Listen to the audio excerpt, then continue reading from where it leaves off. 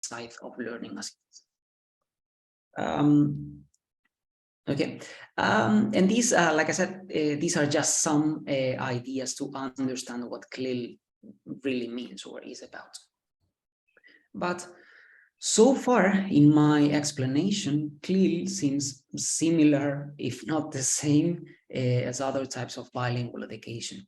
Well, in this table, you can see how CLIL is different in terms of some aspects, which are the language of instruction, the moment when we implement the approach, the specific subject of language, also some of the requirements or characteristics, we could say, of teachers, and the linguistic aim. So here you can see the difference.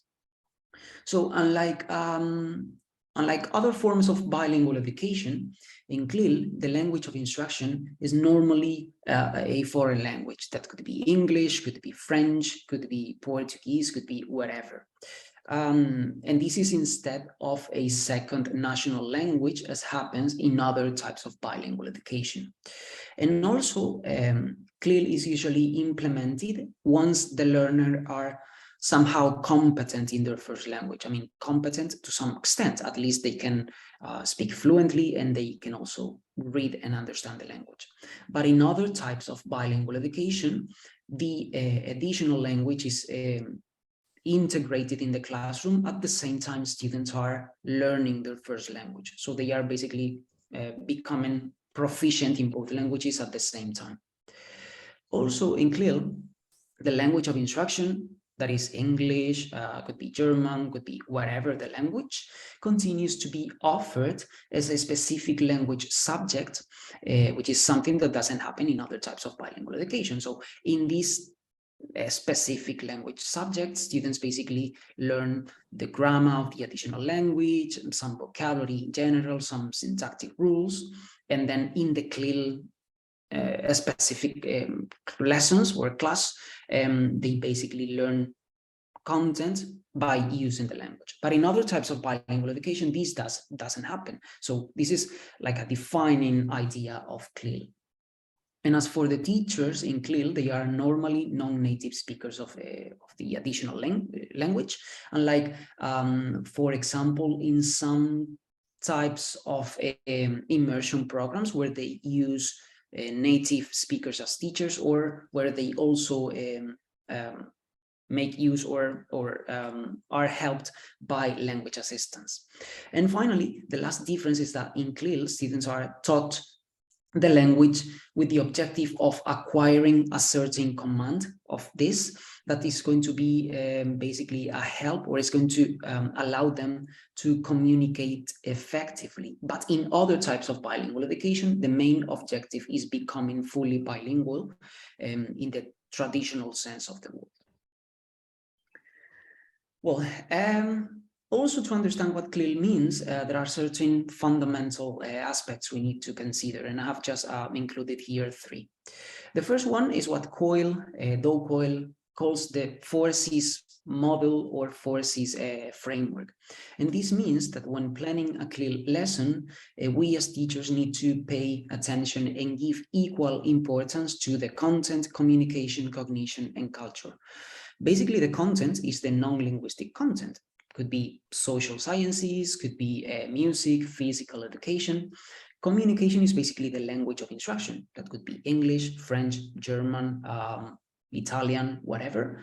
Then we have cognition, which refers to the thinking or the development of some mental skills. As I've mentioned before, we could talk about autonomy, we could talk about critical thinking, problem solving.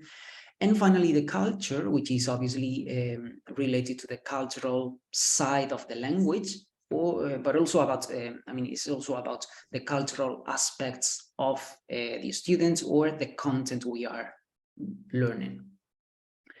The second fundamental idea is the 3 A's, which is also developed by Do Coyle. And these are an essential and helpful tool for also planning CLIL lessons, but they mainly have to do with the language, with the additional language we are using.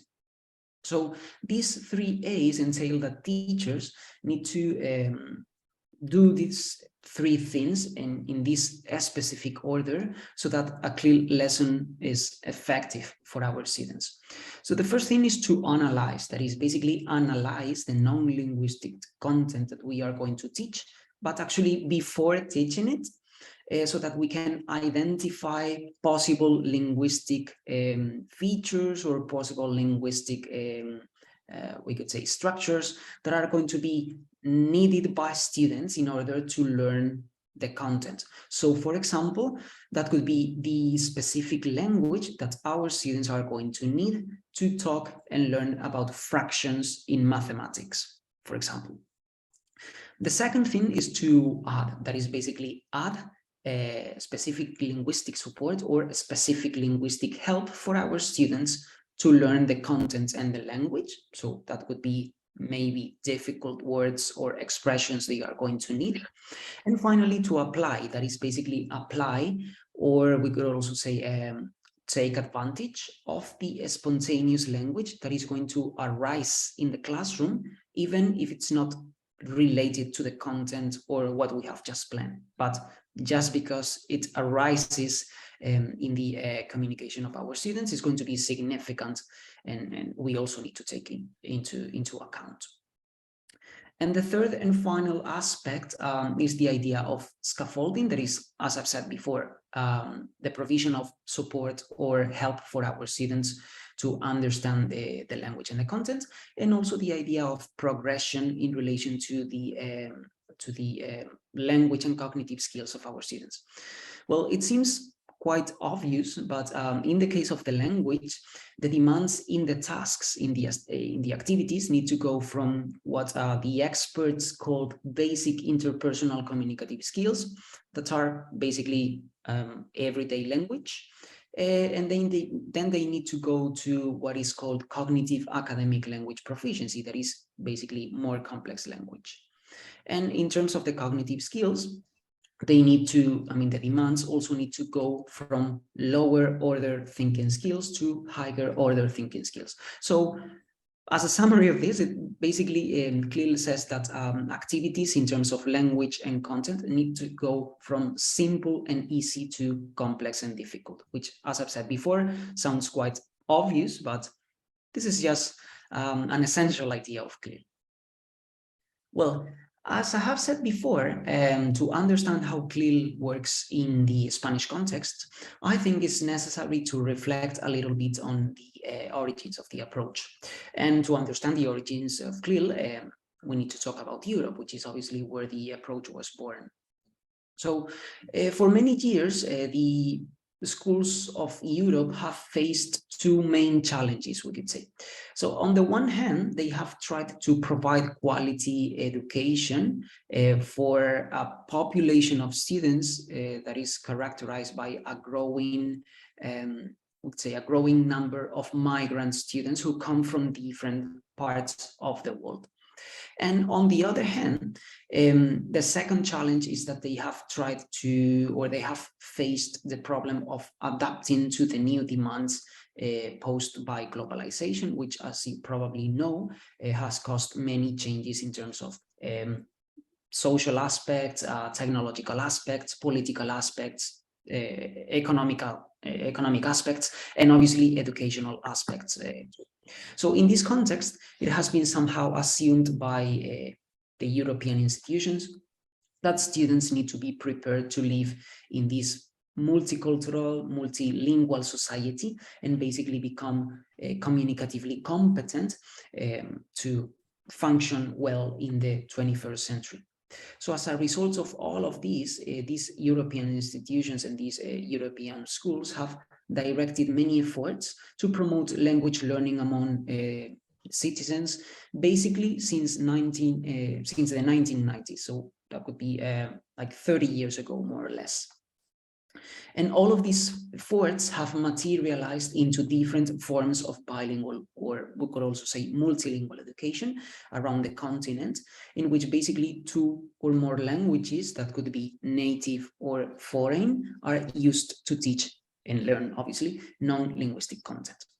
So in this situation, CLIL has somehow spread as the widely adopted approach in the whole continent in Europe, like I said before, in the last 30 years. And in this map of Europe, you can see where CLIL was provided around 10 years ago. And as you can see, it was offered in almost everywhere, as you can see in the red parts and also in the purple parts. Like I said, this is from 10 years ago, more or less. It's 2012.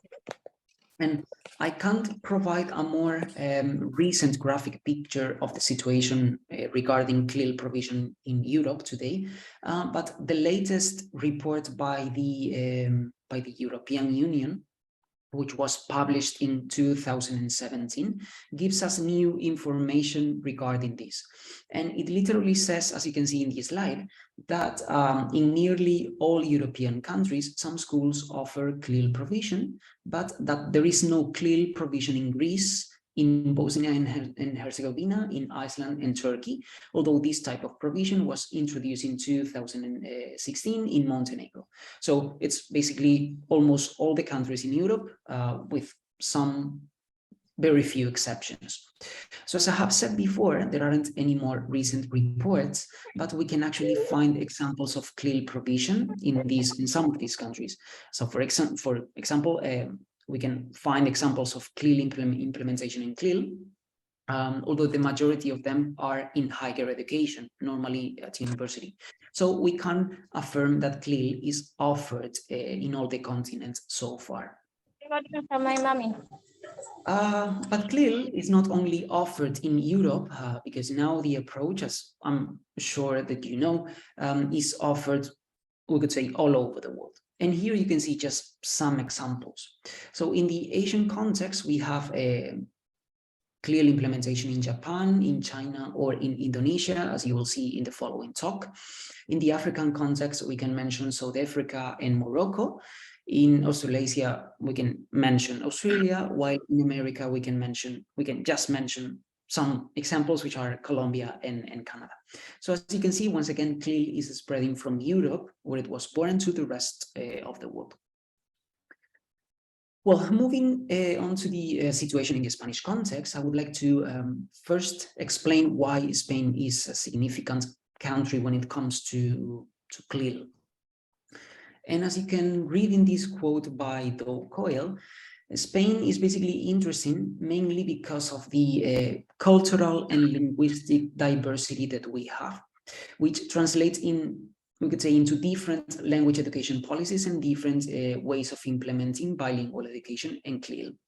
And with this quote, Do Coyle highlighted the significance of Spain back in 2010, so that's like almost 13 years ago. But it makes sense to assume that the evolution that bilingual education and CLIL have had in this, like I said, 13 years, have certainly increased the significance of the country. Well, as you can more or less see here, Spain is administratively divided into 17, we could say, somehow autonomous regions and 2 autonomous cities. And although the one of the regions, which is the Canary Islands, and these 2 cities I just mentioned are not shown in the map, I think you can have a general idea with this picture. So each of these regions you can see in the map have certain freedom in certain political and organizational aspects.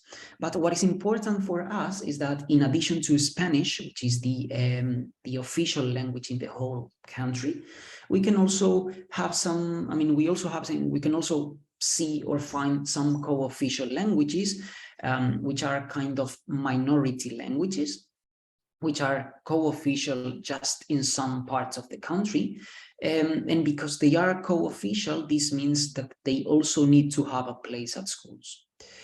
This situation makes language education considerably more difficult or complex in these bilingual regions in comparison to monolingual regions, or in other words, more complex in those regions where they have a co-official language in comparison with those regions with only Spanish as the official language.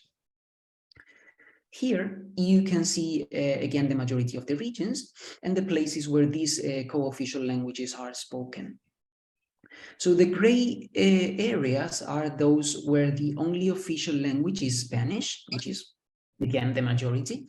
So here schools only need to offer lessons obviously in Spanish and in any other foreign language they choose, in any type of language education, and I will talk about that in a minute. Then in the colored parts of the map, we can see the bilingual regions. That is those with a co-official language. So we have Galician in Galicia, which is the blue part. We have the Basque language in the Basque country and Navarre, which is in green. We also have Catalan in Catalonia and the Balearic Islands, which are in purple Catalonia and in red the Balearic Islands. And finally, we have Valencian, which is the language in the Valencian community, which is in orange. Now, Valencian is quite similar to Catalan, but they just consider it a different language. But as you can see, in these 6 regions, schools also need to pay attention to the official language. Well, somebody has the mic open. So like I said, in these 6 regions, schools also need to pay attention to the co-official languages. So in this case, education becomes kind of, we could say, trilingual education.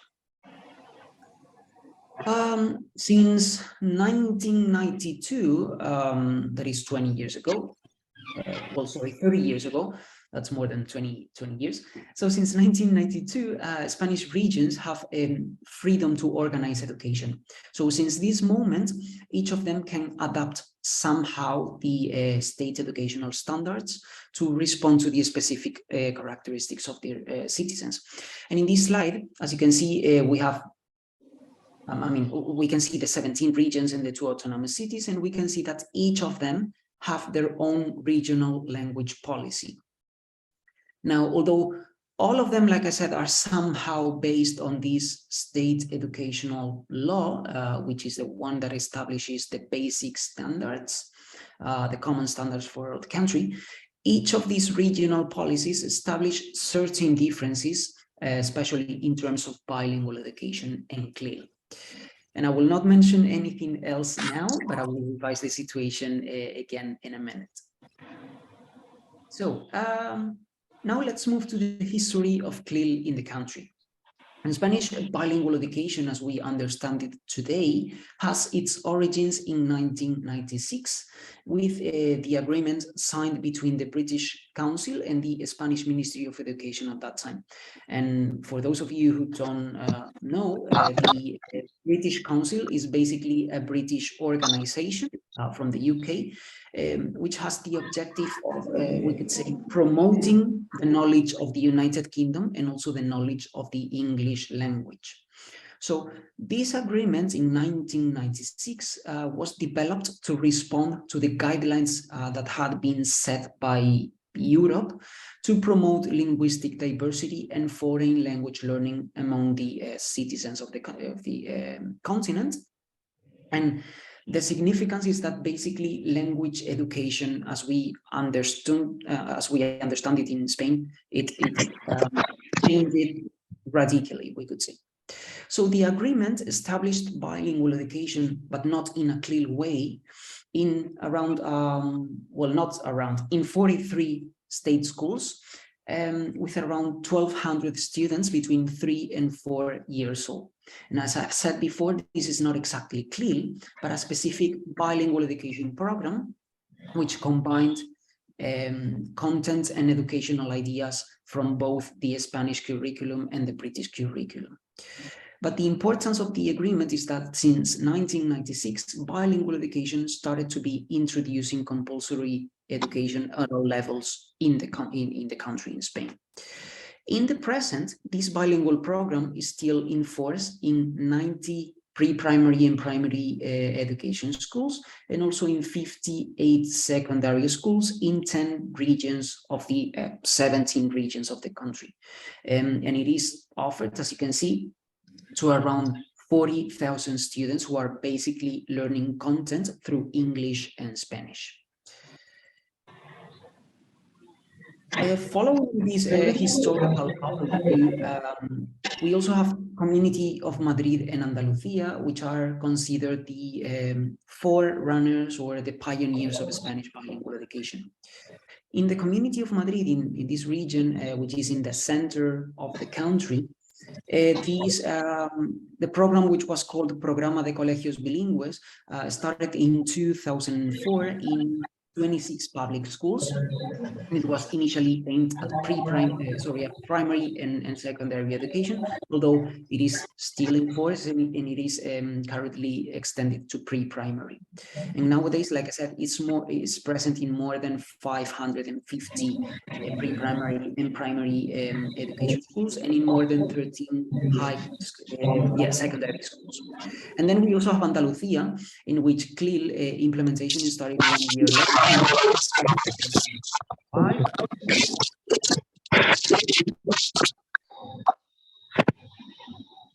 Okay, it started in 2005 with what was called the Plan de Fomento del Plurilingüismo, which was basically guidelines to promote multilingualism and plurilingualism, and it's currently offered in more than 30,000 to 30,000 students in the region.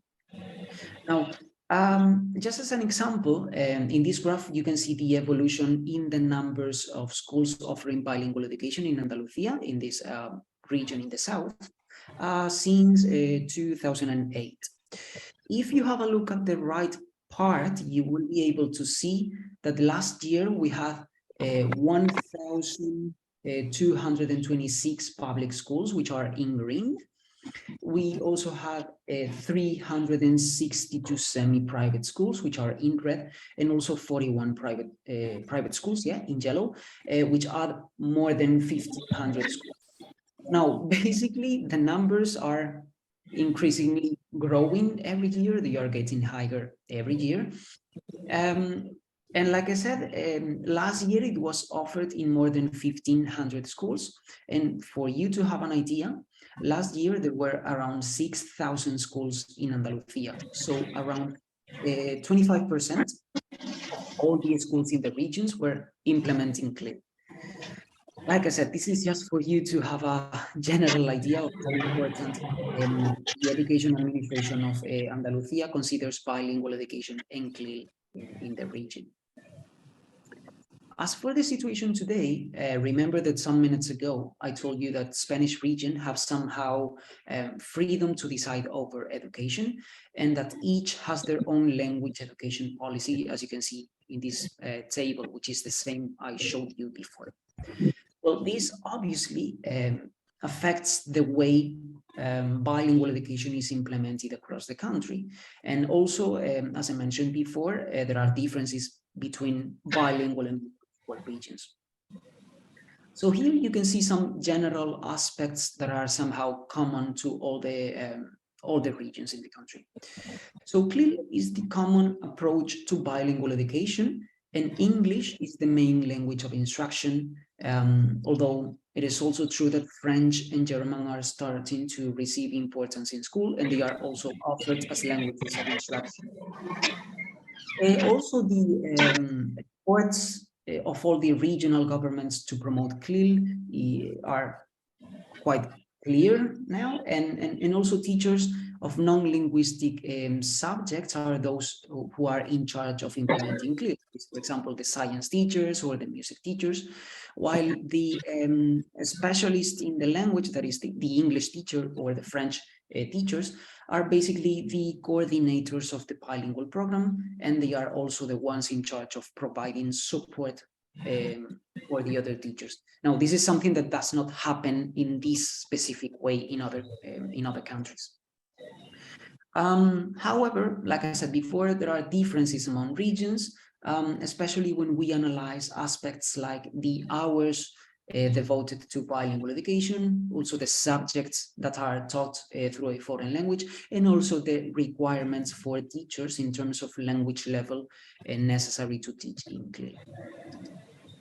So let's focus first on some of the bilingual regions. In Catalonia, for example, which is in the north, as you can see in the map, CLIL is implemented since 2009, and here we can find two main modalities of CLIL. In the first, we have Catalan, which is the co-official language. Catalan is used as the language of instruction, while Spanish and a foreign language are offered as language subjects. And then we have a second modality in which the language of instruction can be either English, French, German, or Italian, depending on the school.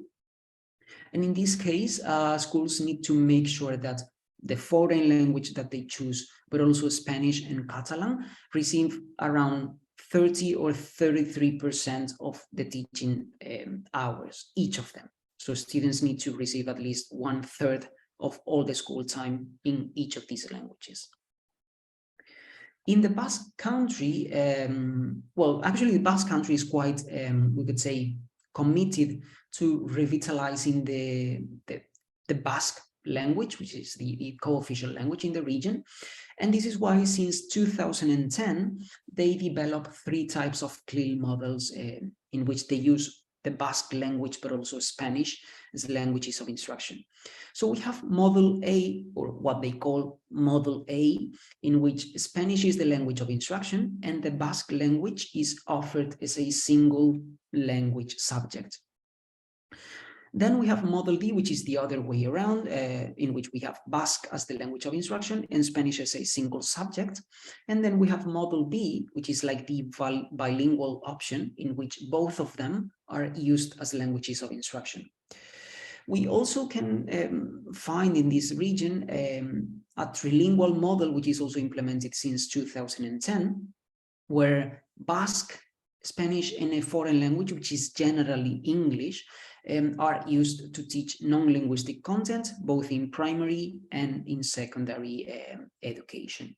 And again, the 3 languages received more or less up to 30% of the school time. We also have Galicia, which is in the north, but in the other part of the country, in which CLIL is regulated since 2006 from primary to secondary education. And here schools are free to choose the language of instruction, which can be either Spanish, Galician, which is the co-official language, or a foreign language. But the thing is that they need to give each of them more or less 30% of all the school time. So they basically need to make it like equal, more or less. Moving on to the monolingual regions, and in these, once again, only Spanish is the official language. So I have already mentioned Community of Madrid, which is in the center, and Andalusia, which is in the south, which are considered, like I said, the pioneers of Spanish bilingual education. Here you can see Cantabria, which is in the north, and here CLIL is implemented since 2008 in schools. And here you can find 4 main types of CLIL. In the first one, we have an English-Spanish program, which is implemented in pre-primary and primary education. And just to give you some information about this program, they basically offered, in the case of pre-primary, 1 hour a week of English as a foreign language, and also 4 hours a week of 1 or 2 content subjects, which are taught through a foreign language, which is normally English. So 1 hour of English as a foreign language, and then 2 subjects, 1 or 2 subjects through English or any other foreign language. In the case of primary education, they offer a total of 6 hours a week, combining the English as a foreign language subject and the content subjects, which are taught through this language. Which subjects? Well, they can be all the subjects that the school decides, except for Spanish, mathematics, and obviously the second language, the second foreign language, which is normally French or German. The second type of CLIL here in Cantabria is a program that is implemented in secondary education. And in this case, we have 2 non-linguistic subjects that can be taught in English, French, or German, depending on the school. The third type is quite similar to the secondary education model, but in this case, they implement it in baccalaureate. And the only difference is that they increase the number of hours of the foreign language. And the last one, the fourth type, is another English-Spanish program, but is in this case implemented in vocational studies.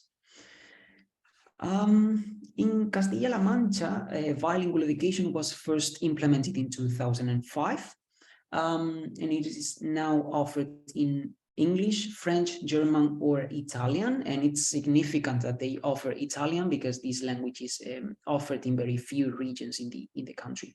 But they offer Italian depending on the school. You can find this language. And now in Castilla-La Mancha, bilingual education is offered from pre-primary up to higher secondary education, and also in vocational studies. And as for the subjects, they can teach all the subjects they want, depending on the school, with the exception, obviously, of Spanish and the second language, the second foreign language. And very similarly, in Castilla y León, which is more in the north, they implement bilingual education since 2006, and here they also teach 2 or 3 content subjects in English, French, German, Italian, or Portuguese. In this case, this is the only region that offers Portuguese, but obviously because it's quite near Portugal, so because of the contact they have with Portugal, they offered, I guess, this language. The difference is that in Castilla y León, they don't offer bilingual education or CLIL in baccalaureate. As for other interesting aspects which differ from place to place, as we have seen, there are some differences in terms of the amount of time that is devoted to bilingual education, although it tends to vary from 20-something% to almost 50%. Depending on the region and also depending on the specific CLIL type of program they implement, and also depending on the school, obviously, depending on the mainly resources of the school. Also, there are some differences in terms of the subjects that obviously can be taught through a foreign language. But generally, it depends on the schools again, and on what they consider to be more appropriate according to the resources and the teachers they have. However, it is true that in some places there is some, we could say, resistance to teaching certain subjects in a foreign language.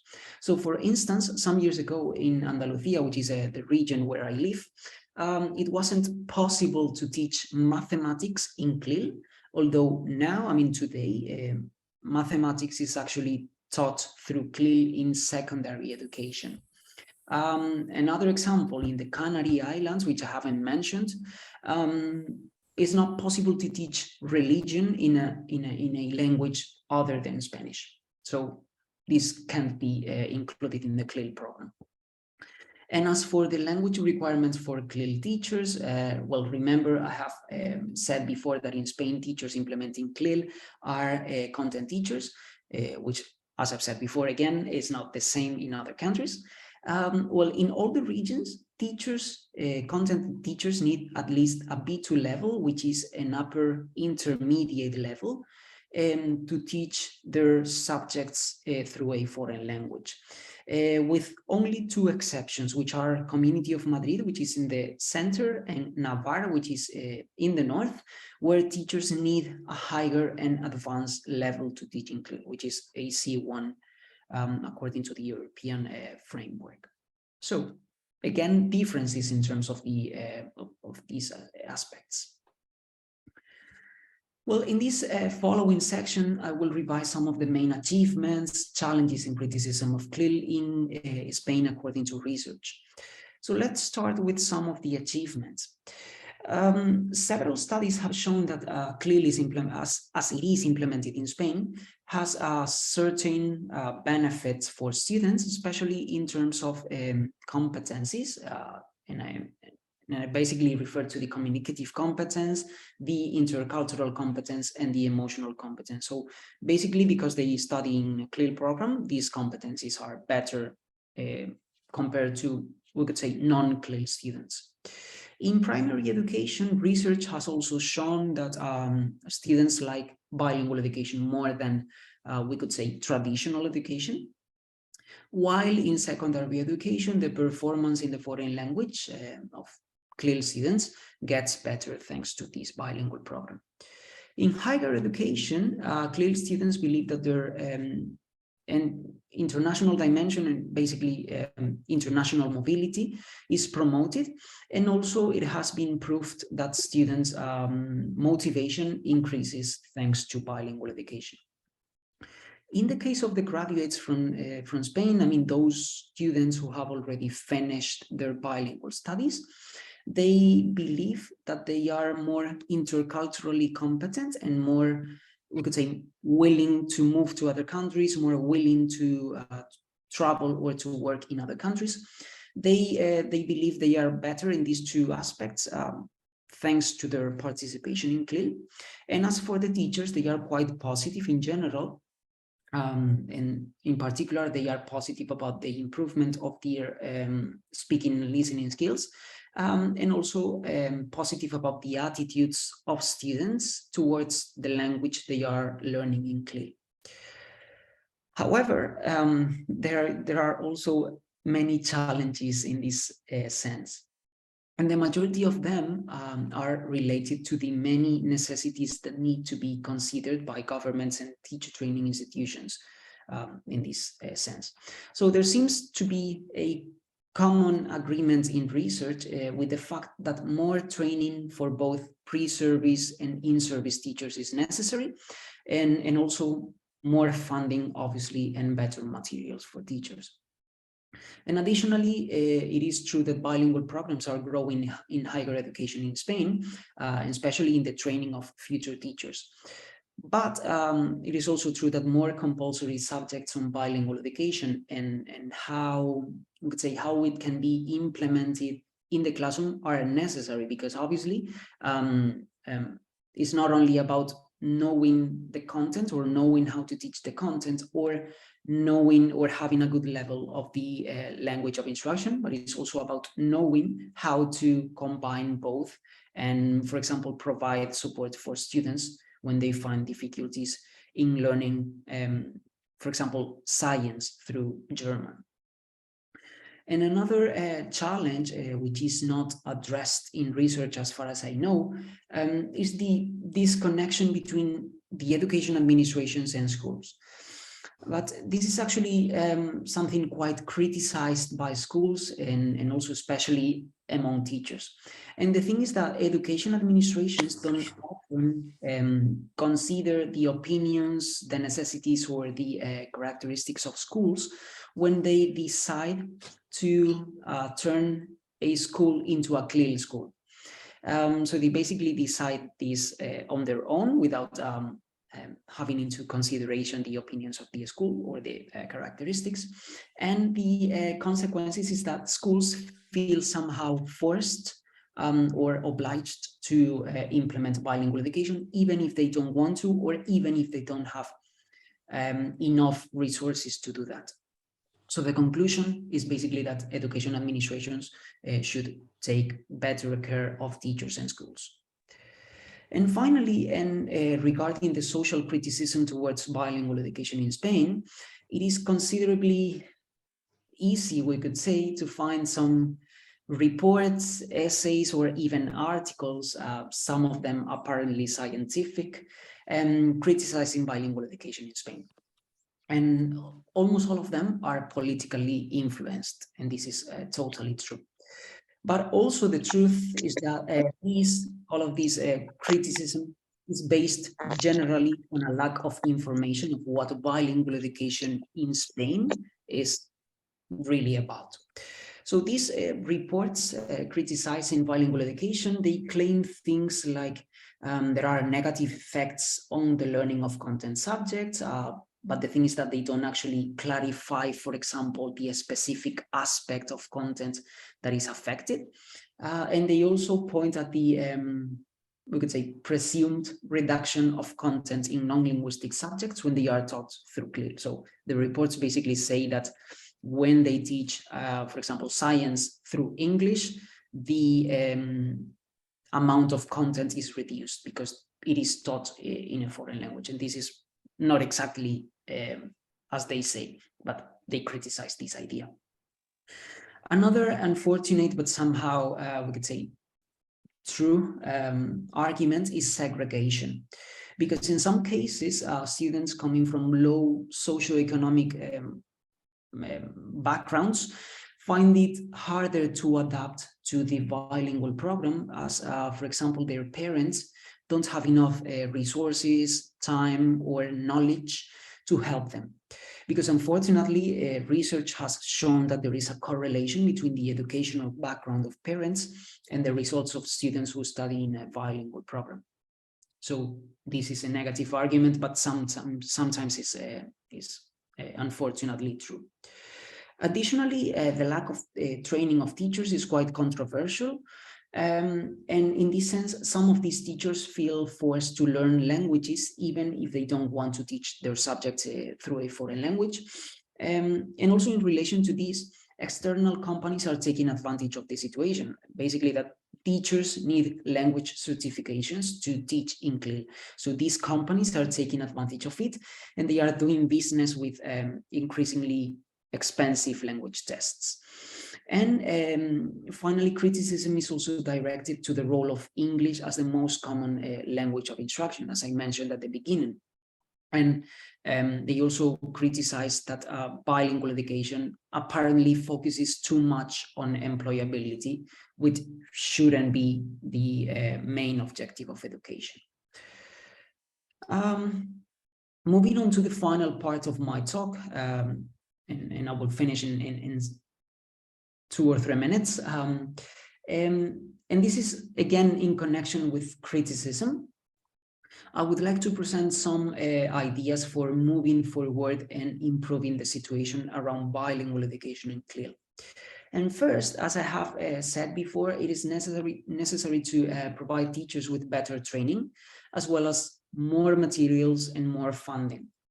It is necessary to prepare, obviously, teachers on how to implement CLIL in a good way, and also to find these misconceptions I just mentioned before. And to do that, to fight these misconceptions and these misunderstandings about bilingual education, they obviously need to have a clear idea of what bilingual education is really about, because I have to say that not all teachers, even teachers who are implementing CLIL, not all of them are 100% sure of what CLIL is really about. And obviously they need to have a clear idea and some theoretical understanding of CLIL and other bilingual programs, obviously. It is also necessary for governments and education bodies to give proper information to society about what is going on at schools, because like I said, there is a huge disconnection between what is happening in schools and what mainly parents, but society in general thinks is going on at schools when we say that we are doing bilingual education or CLIL. And obviously, again, governments and education bodies need to invest more money, obviously, more time, obviously, and more effort in bilingual programs. As I have mentioned before, there is also a problematic disconnection between Spanish administration, education administrations, and schools, especially when it comes to deciding when to make a school into a CLIL school. So in this sense, it is necessary that administrations pay more attention to the needs and characteristics of schools, and also to the opinions of teachers, attention to what they think they could be done, it could be done differently, and to what they consider it is necessary for them to implement CLIL in a good way. So it's basically providing them a better situation and a more motivating situation for them to work in a CLIL program. Also, it is necessary to give more social support to bilingual education, obviously for developing the language proficiency among students. And by this I mean that if the main objective of bilingual education is to make students communicatively competent, it is obviously not enough with providing exposure to the foreign language we want our students to learn at schools. These also needs to be seen as something essential and important by all society. So it's not only about what schools do or what teachers do, but society also need to do some things, and they basically need to change the way they are supporting schools in this sense. And finally, there is also a necessity for a serious debate about giving teachers some kind of incentives or encouragement to improve their motivations. And I'm not talking about economic incentives, but simply motivation for teachers, because many of them feel somehow forced to teach CLIL. They feel forced to have a language certification and to teach in a bilingual program and to teach their subject through a foreign language, even if they don't want to. So if administrations are going to decide that CLIL is going to be implemented in a school, they at least need to motivate their teachers and their schools just to improve the situation. Well, these are the references I have used. So well, in case you want to have a look at them more carefully, I could just send you the presentation by email if you want. And well, thank you very much for your kind attention. As I mentioned at the beginning, here you have my email, my Twitter account, and my ResearchGate in case you want to discuss anything in more detail or simply keep in touch. And thank you again. Thank you also to the organization of the seminar. It's been a pleasure for me and an honor to be here talking. And I hope it's been at least a little interesting for you. And now, well, I will be more than happy to answer any questions or comments you may have about the presentation. So thank you very much. Okay, thank you so much for Mr. Franz. I think now it's time for the second speaker first, and then we're heading to the Q&A session. Okay. For the second speaker, it will be delivered by Atifa Utami. So she pursued her bachelor degree in English language teaching in Sampurna University. Also a master's degree in play education, toys and languages in Universidad de Cordoba, the Polytechnic Institute of Lisbon, and Marmara University. It's Erasmus Mundus Joint Master's Degree Program, which is, she's also a friend of mine. So we were basically like a classmates. Okay. And she also acts as a project program coordinator at Erasmus Mundus Association. She has been conducting and writing research within the topics of inclusive pedagogy, the use of technology in a classroom, and related issues in education and learning media. She has been doing a research in high school. Back then, her research interest was also about alternative energy and environment issues. And besides research about education, she also has a concern about human rights, anti-corruption, inclusive issues.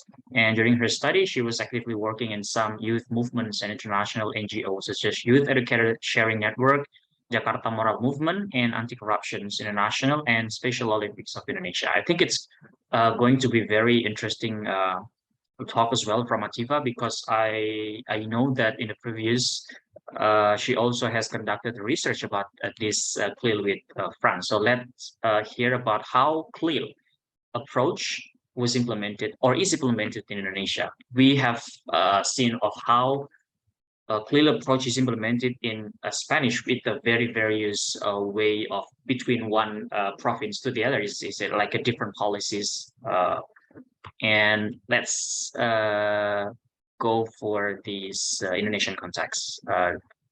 Okay, for Atifa, please take your time. Okay, hello everyone. Good morning from Lisbon. So thank you so much, Haikal, for the introduction, and thank you so much, Fran, for the presentation. We learned a lot. I learned a lot about Spanish, CLIL, and bilingual educations.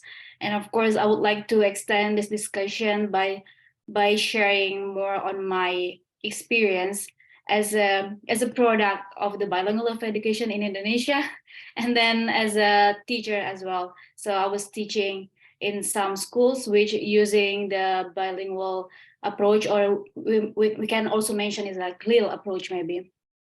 So let me share what I have done as a teacher in Indonesia itself. So I will share my screen. So I realized that all the participants or mostly are Indonesian, so maybe I can have a little bit of Indonesian in between my explanation later if it is a bit complicated, the term and stuff like that. So if it is okay, Haikal, I don't know. Sure, Or sure, please. should I use Sure. linguist? So, okay. So I will, if Fran's talking about all about policies and then anything related to the overall overview of the Spanish bilingual education system and then the CLIL itself, I would like more in sharing my story in from the classroom that I had during my teaching experience in Indonesia. So as Haikal said in the beginning, that it is a bit rare to find CLIL approach or the term CLIL itself in Indonesian classrooms in general or in specific classrooms. So it is very difficult for me during this preparing this presentation. I was looking for some research in Indonesia about CLIL approach, and it's a bit hard, but I will present to you some of the findings that I found during my preparation. So before I come to my presentation, I would like you to know that I have the teaching experiences in some or several subjects. I was teaching science as a subject teacher for the IGCSE curriculum. I was having this position because I had science background for the part-time and also for my bilingual education during senior high school. So I was helping science project at that time. And then in my full-time time as a teacher, I was teaching English as a second language and social studies for lower level of primary and then lower level of secondary. For both IB program and then as well the IGCSE program. And I had experience teaching music during my master in Spain. So that's one of the things that I experienced during my master. So today's agenda, I will be sharing about CLIL Indonesia is very general and brief, and then bilingual education in Indonesia, and stories from my classroom and how this shaped me and then helped me understand what is CLIL, and then the practical tips that I did in my classroom.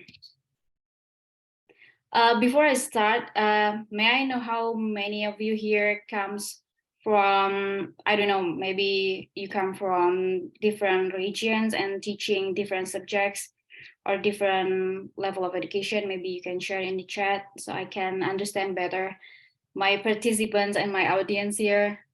Kalau boleh tahu dari mana aja partisipan hari ini, terus ngajar di level apa aja, mungkin subjek apa, mungkin bisa di-share di kolom chat. Jadi nanti bisa coba inline sama yang mau saya share. Boleh ya di-share di chat. Jangan malu-malu. Jadi saya nanti bisa address, oh mungkin teman-teman lebih paham tentang CLIL atau bilingual system di certain level of education. Ini semua di sini kan. Nanti sambil presentation bisa sambil di-type ya. So, okay. CLIL in Indonesia has been implemented in higher education mostly, and then secondary education and few contexts in primary education. So it's based on the research from the Hoiria 2021.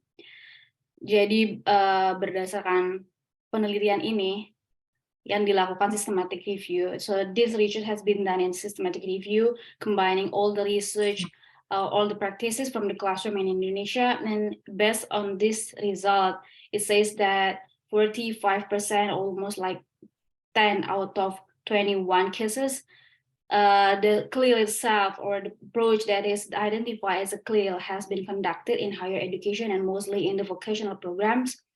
And then 40% was conducted in secondary education, and then only 15% was conducted in primary education level.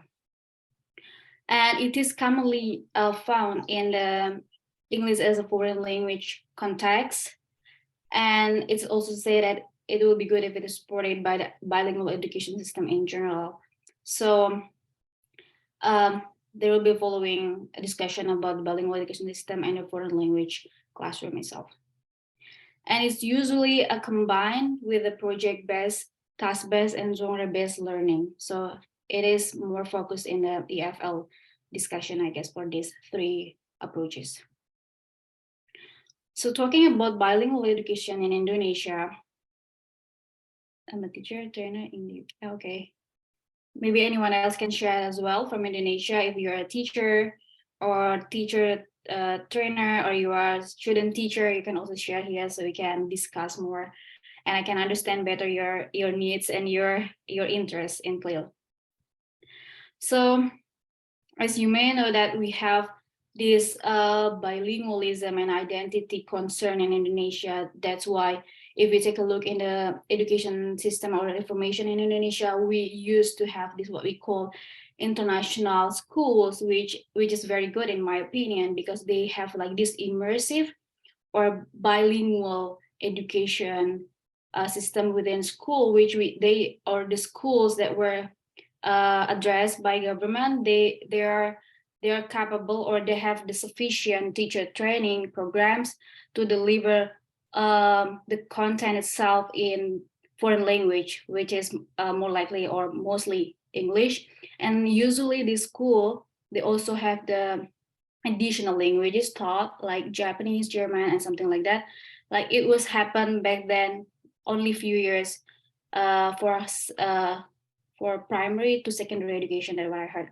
But I know that in Indonesia itself, we have concern that if we fully implement the bilingual education or this internationalization of school or education, we will have the identity, what we call this, it will maybe affect the vernacular or the local languages that students or children use in their region. So I think this was one of the big concerns from Indonesia that make us not implementing or putting clear or putting bilingual education as in a general term or in an education system. So that's what I see as a students experiencing this bilingual education program and experiencing teaching in the system of bilingual education. And then there were discussion that it will also affect the identity, the nationalism, and then the influence of the Western culture. And then they're also questioning is it significant to have this bilingual education system? Is it significant to teach content or the subject matter in foreign language? So it's also like there were like discussions between a practitioner and also policymaker regarding this bilingualism and identity in Indonesia. That's why it's affecting so much in overall policy in Indonesia. And however, it is found that the beginning of the bilingual education has been started since 2003, but it's only in higher education. It is understandable that they see it as higher education level or vocational studies is more practical, where you can use the language of instruction is more on a procedural and technical languages. So I think that's the justification of why they use it starting in the higher education. And as Franz said before in the presentation, that the student itself need to have a certain level of language and have to be fluent in their first language. Of course, after that they can manage to acquire the second language and use it in the academic environment. So that's the beginning of the bilingual education implementation in Indonesia. And however, some research pretty much current in 2021, it says that some early years education, I mean, like here early years is like primary education in Indonesia, has been conducted the approach of the CLIL approach or bilingual education program, which only, of course, only happen in the established public schools and mostly in private schools, because they usually combine foreign curriculum like IB curriculum or IGCSE curriculum, which require them to use foreign language or English to deliver the materials. So some schools were found to also implement the CLILL or bilingual system in their early years, and it's pretty much early here. Okay, so kalau teman-teman ada pertanyaan bisa langsung juga ya di chat. Jadi bisa langsung diskusi juga. Okay, so I will go to my stories from classrooms. So I was teaching science class for 1 semester for IGCSE curriculum, and I was assisting the primary and lower secondary. Kalau di Indonesia itu kelas 3 SD sampai dengan SMP, kelas 1 atau 2. And then I was teaching English as a second language in the inclusive context. Itu di kelas, kalau Indonesia itu SMP kelas 1 dan kelas 2. Jadi waktu itu saya punya Japanese students, Australian and Indonesia. So I need to hear how I see that using additional languages, then the students' native language is very important here. And then I was teaching social studies for the primary 3 to 5. It's basically how I see it is a good process of me to understand how the collaboration of the content teachers and language teachers happen here for the social studies. And I will share a little bit in my music class for primary 2 and 4. So CLILling in science, back then maybe I don't really understand if the term is CLIL, but when I try to understand the essentials of CLIL, the CLIL approach, the component itself, so I see it like, oh, it's a CLIL. And then, okay, so when I see, when I develop the CLIL science classroom that I had during the teaching experience in Singapore school, we use mostly project-based and task-based learnings.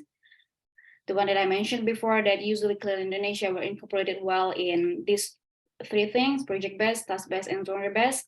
So in science itself, I mostly use these 2 learning approaches. And then, as we know that I'm more into the language expertise, but the school needs someone to teach it in English, and then I had a background, not major background, in science as well, and specifically science subject in IGCSE. So I was asked to teach science here to assist the teacher as well. So the focus of course here is more on science, because we have the science objective, the learning objective in science, and then the target language, the language that I use for the classroom is English, and we more on in the academic terms in science, and then technical and procedural languages. So it is not something like very complicated here, because I was teaching in lower level primary and secondary, and we are more in show and tell, like in language, but we were more like doing experiment, and then we understand how things work with the language that we use here, the foreign language. But of course, because because all my students were Indonesian, so I add and I use Bahasa Indonesia during my teaching to make sure that they understand the instruction in science class, because things might happen wrong if they didn't understand in the laboratory. And then what is good about science itself, in my experience, we need to have room to wonder. So I asked my student to ask any questions, start with why, and then we discuss it in the classroom. And then here they try to use, of course, the terms or the words that are not common in daily use, but that's how they develop the technical language and academic language skills. And then the cognition itself is more like we usually like Fran said before, it's not really common to implement it in math, but it's really good that usually in science we are collaborating well with the math subject for some certain tasks. So we had this collaboration task with this math subject back then. And then of course, if we want to see more in the individual achievement, I usually also have this individual task that need to be done by students. And for the culture part, we usually take a look in our surroundings. So we learn more in what we have in our environment, because of course we have this virtual world where we can search stuff. But for me, when I was teaching science, I was like, let's go outside and see what we have, like when we learn about rocks or something like that. So what we have around us. So that's how we understand our surrounding as well. And then that's how students try to relate the language that they use in the classroom and the things that they find in outside the classroom, and how they try to make connection between all of them. So that's how CLILL in science. I think this is very well supported because we have the mixed curriculum. We use the national curriculum and we use the IGCSE curriculum, where we have the room to explore what level of languages we need to use in delivering the content itself. That's what I felt when I prepared the science class and conduct the science class here. So if anyone of you here is a science teacher, we can also discuss. I'm not sure how the national curriculum, when you apply it like fully Bahasa Indonesia curriculum, and how you can apply this CLILL in science. Maybe we can discuss later. So I'm so excited when we're talking about science. Okay, and then English as a second language. So based on the previous research, it say that it's most common to find it in English as a foreign language. But I don't know, in my context, we have these two different subjects, ESL and EFL. And then the EFL was taught by my friend who is native, and this one was taught by me who is non-native teacher. So I don't know what's the difference. Maybe we can discuss later. So in my class, I basically use task-based, genre-based, and theme. So I will start with theme, because this is one of the things that is very practical and efficient in my opinion. So when I consider theme here, I usually it gives me room to have a broader opportunity to select my reading materials and stuff like that, and the cultural adjustment and the content for the content. So usually the theme give us the unity of, like, for example, I need to teach the one theme about climate change for 2 weeks. So it's nice to explore about climate thing issues within the context in Indonesia, and I can elaborate it in which level of language skills that I want to deliver. For example, the listening, writing, and stuff like that. Which element that I want to reinforce in specific theme. So this one is usually the umbrella of my teaching. I use theme, and then I can like break down the things, in whether I want to have genre-based for my reading and writing, or whether I want to have task-based for overall theme assessment. So that's how I usually start with the theme itself. So theme, it make it easier for me to generate the content, develop the materials and assessment. Saya nggak tahu kalau teman-teman pakai kurikulumnya kayak gimana, tapi biasanya pasti ada tema besar untuk satu materi gitu, untuk beberapa period of time. Dan ini sangat membantu sih menurut saya ketika pakai tema dan untuk milih material dan juga develop materialnya. So genre based is usually more common when I use it in specifically I want to have this writing and reading classes with my students.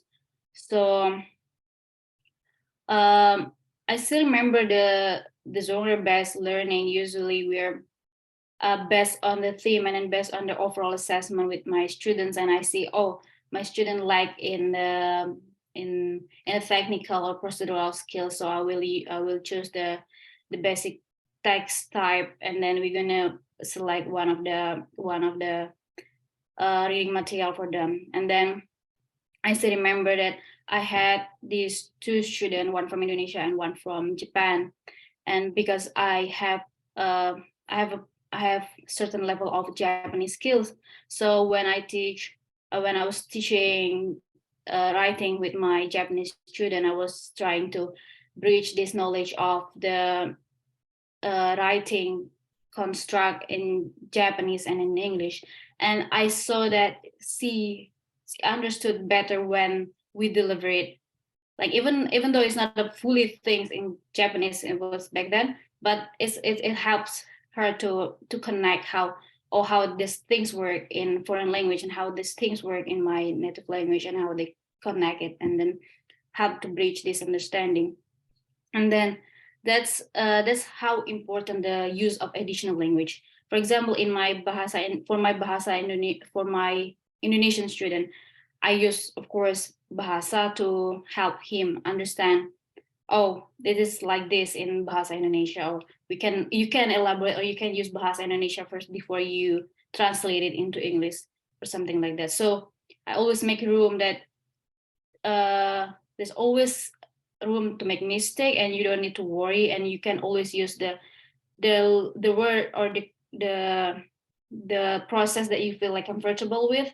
And then that's how we try to scaffold, because of course learning something in foreign language will be much harder for students who have a certain level of language in their first or even like second language. So the genre based, usually I pick with me based on the evaluation of the student's assessment, or I usually ask students to pick by themselves, and we collaborate. What do you want to read? For example, like novel or like short story or like poem or something like that. So I like genre based, and which I have more time with my students to discuss what we want to do in the next activity. And then for task-based learning is usually more common when I had like summative assessment or formative assessment in between the topic or theme. And then it can be the combination of genre-based and another theme. So it's more like a formal thing for me, because students understand that this assessment or task-based learning process is matter and is measurable to see the whole language proficiency and skills. So that's for my English as a second language class. Maybe we can discuss later if you also have anything with this experience. And then in my second year of teaching, I was asked to teach social studies, because they also have this lack of resources, like we said before, like it's lack of resources for the teacher training that capable to deliver content in English. So, and social studies is a bit more discussion, cultural, and things related to our surroundings. So they asked me to teach social studies, but it was very fun to learn about these collaborations. So in the MYP program, we have this chance to collaborate with other teachers from other subjects, because it's a primary level, so they're more into like immersive in like intertwine with one subject to another subject. So it's really nice.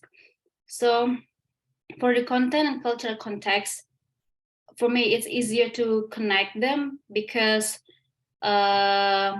even though we talk about, for example, humanity, and then the curriculum asked me to develop something related to like international issues, more global things, but it is really easy for me to see something from the cultural and local context, and to make, of course, to make my students understand it better, because if something is just too far, and especially is primary 3 and 5, they need to understand something from the very simple and basic to the complex one. So the content development is easy when you can connect with the local or cultural context. And then the targeted language skills can be assessed in the same period of time. Usually, like in the social studies, I had this task based, like the project with other subject, or as simple as the writing product with students. So at the same time, I can also assess their language skills. But it's not, of course, it's not the focus of it, but it is one of the component there in the lesson plan, or in the learning plan in general. And then usually I use the task based and project based at the end of the lesson. So I will show you how did I manage this classroom. So this is based on my experience, and then also supporting by scientific. So I was like trying to reflect what I did, and from the scientific result or scientific also research based on the previous research that some Indonesian researcher and practitioner done. So I try to make it compact here. So usually all teacher, I believe, deciding learning objectives, you can see it from your curriculum, or you can base on your students' previous performance or assessment. For me, I will be based on the MYP guidelines and assessment. And after this, and I go to the step 2, I decide the theme and the project collaboration. Why the project collaboration is here? Because usually the lesson plan syllabus was prepared for like 1 or 3 months, like half semester.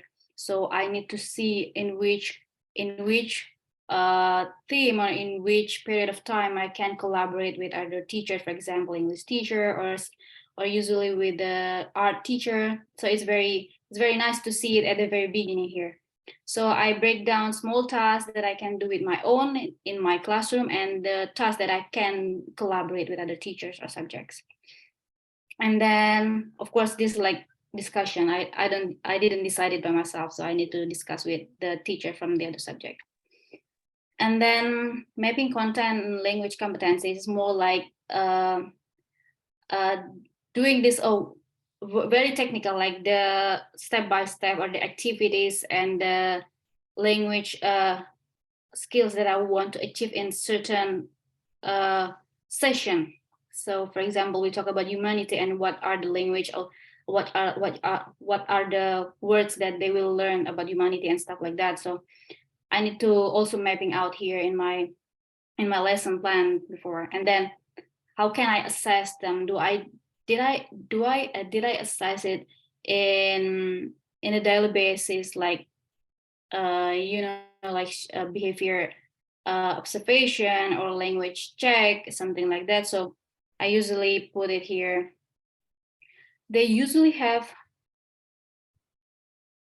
okay, that's nice. I have a question in between. I will answer that later. They usually they have their already the metrics for that. So for example, you have the content competencies, they have it there. So it's bigger column, and then they have like smaller column which like language, or like language use. For example, I don't know, any vocabulary I can put there, like notes for myself, and then how I will see that how students use that language during the session. And then I put it in a mapping content, and then material development.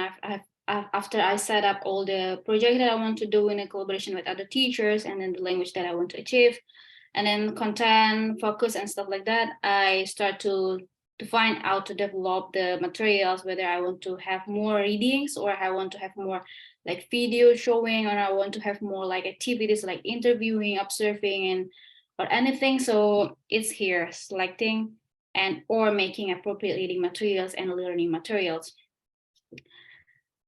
I don't know, is this like okay? Am I time finish? Not yet, right? Okay. So I just want to share that material development, in my opinion, is one of the hardest part, because this is like social studies, even though it is very like people say, oh, it's all about like things that happen around us, and then you can just see what's happening, like contemporary issue and something like that. But what's the challenge is that I was teaching primary students, and I need to understand if the abstract concepts of humanity, for example, or civilization, how to develop the content that is simple, meaningful, and engaging. So I was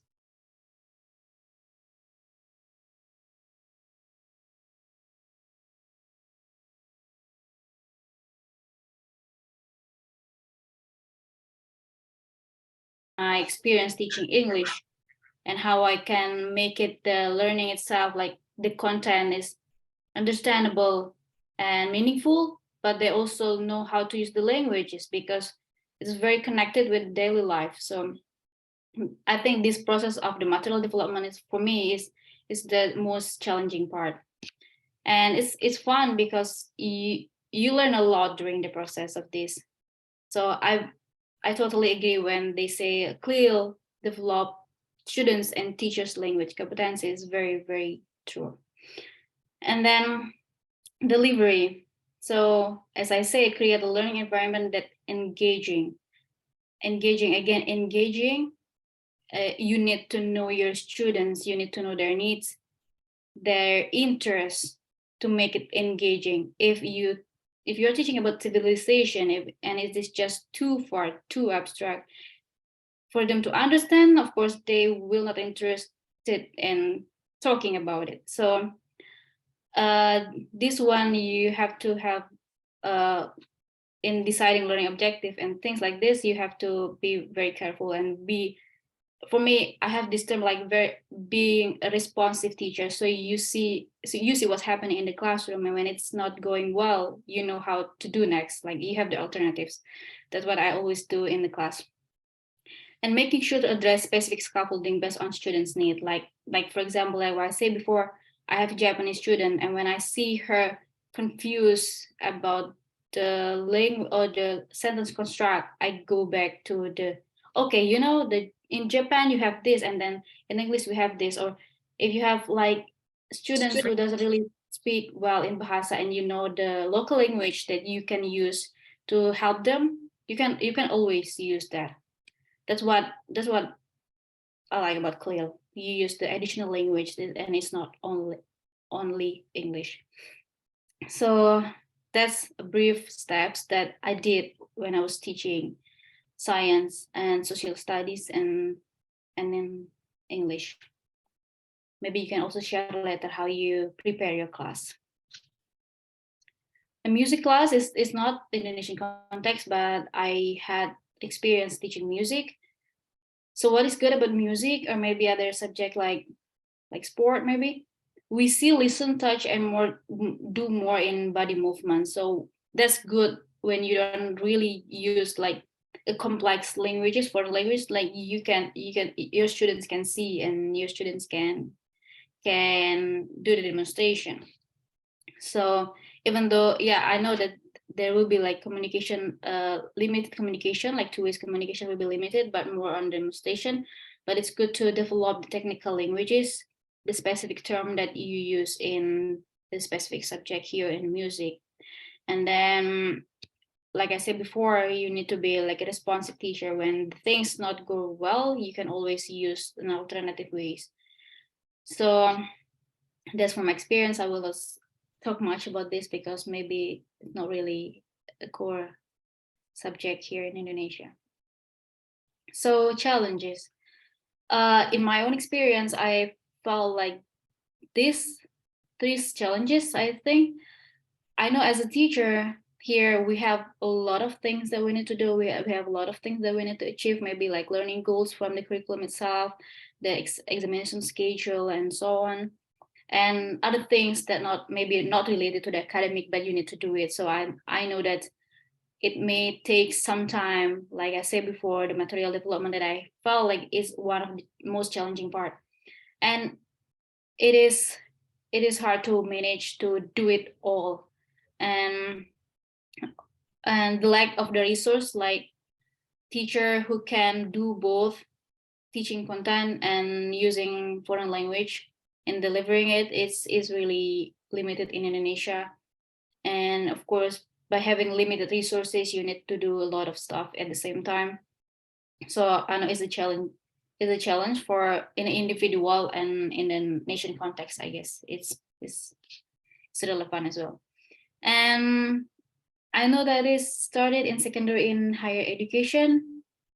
Back again to the concern in bilingualism and practicality and resources. But as we see that there are already few research conducting in primary education, so I think it's going to be a good start when Indonesia think to start the bilingual education system or the immersions approach in a classroom earlier, like primary or kindergarten if they have it. That will be great. So opportunities, in my opinion, based on my experience, I say the collaboration between teachers to create a CLILL environment, I will say, will make classroom practices easier, more meaningful, and measurable. So that's all. Like, as a teacher, that's my belief as a teacher, like we are not working alone. You have your colleague, you have your friends who are also teachers. That's the source of knowledge that you can always share. You can always ask for help. That's how we make this environment. Any approach that you want to develop, I think you need this collaboration with other teachers to make everything easier and more meaningful, and of course miserable. So that's all for me, I think. So I would like to have more discussion with you all if you have any, and you can reach me to my email here. Thank you.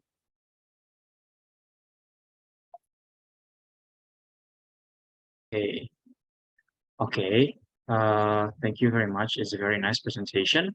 So I don't know what happened with my camera, but no, forget about me. I mean, I'm not the stars. There are two stars here. So let's go to the question and answer sessions. I think we'll start with three first questions. You can unmute your mic and ask directly whether you want to address that questions to Akiva or to Francisco. Please, anyone who wants to have a question, or you can also type on the chat box if you have any questions or comment or feedback.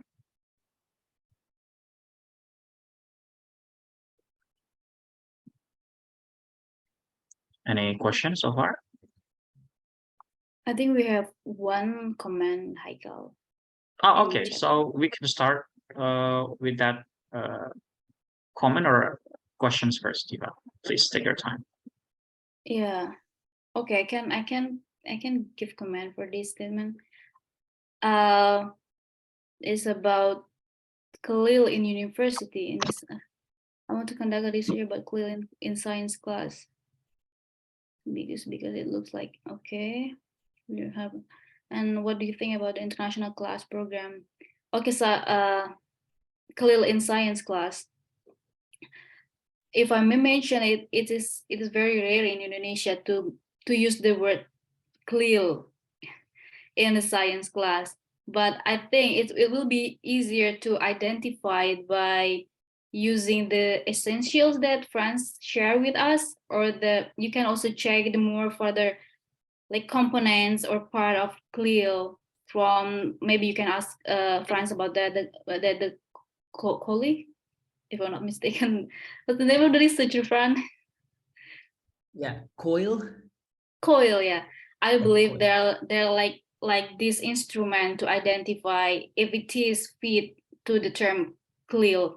So I usually, when I want to, okay, is this what we call CLIL? So I usually like try to trace down the components that I use in the classroom and the process that you use or you see in the classroom itself.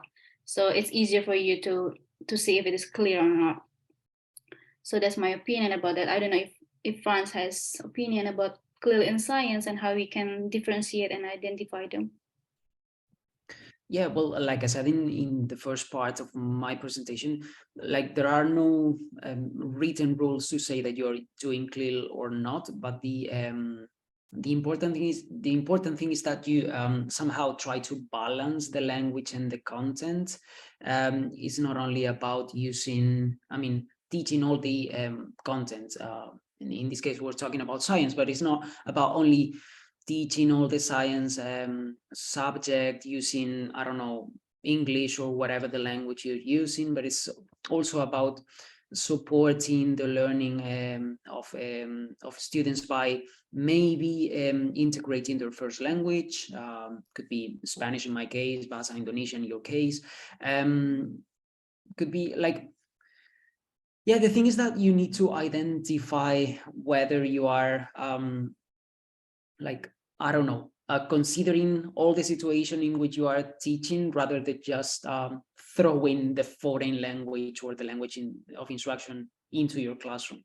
But it's not like there's no 100% sure answer for this, because it really depends on the situation. It can also really depends on the day. Like maybe today you are doing something more focused on the language and tomorrow you're doing something more focused on the content. That's it, I would say. It's a difficult question actually to answer in that sense. Yeah, totally agree. If you see the scaffolding in additional language rather than the first language, I think you can see that clearly is happening, I guess. So yeah, I think that's how we see it. When you feel like, oh yeah, I did this and that's how it happens. Like, you can see it as a CLIL. And of course, in education, like everything can happen in one time. Okay, I use this task-based, project-based, and genre-based in one time, and you can see it happen. Like it's a fluid process, I guess. Okay, and then we have this how. What do you think about international class program in university, but the reality, the level of international, just because they use two languages, Indonesian and English? Well, in my optimistic opinion, perspective, yeah, they start with the word international and then they use only two languages and maybe in the very minimum exposure. But I believe they want to try to start it. It may be like early stage. Maybe they can develop more in all environment of a university. I don't know, because in my university we have the not international program in one specific faculty, but we have this international program for whole university. So we use English in every occasion in a classroom, in our assessment, in our thesis, for example. Of course, when we talk in the cafeteria, we talk in Bahasa, but in academic environment, we use English. So I think it's a good thing to have this international, even though it's not integrated well in all aspects, but I think it's nice to have this early stage to introduce or use foreign language in international program. It's my opinion. Yeah. What about you, Frank? I just wanted to add in this sense that from the Spanish context, we don't normally use the term international program or international school, but here is quite controversial, or at least some years ago it was. The thing that people in general, or even schools, they used the label bilingual school, and this was quite confusing for people. Because and this actually generated difficult situation. The things related to the criticism I talked about in my presentation was mainly because of this bilingual school label. And the thing is that society in general, they believed that it was like everything that happened in school was fully in English or in the foreign language, and it was quite controversial because when students finished their studies, and they were obviously not bilingual in the traditional sense, people were quite frustrated, and they were saying like, hey, bilingual education is not going well, because then students, when they finish, they're not bilingual.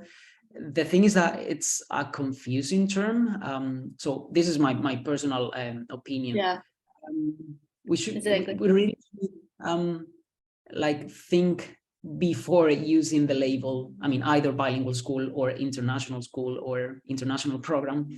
And we really should think before using that label, because then people are going to get confused by what we are really doing in these programs, which is not making people become fully bilingual, but just communicatively competent, which is it's a different thing.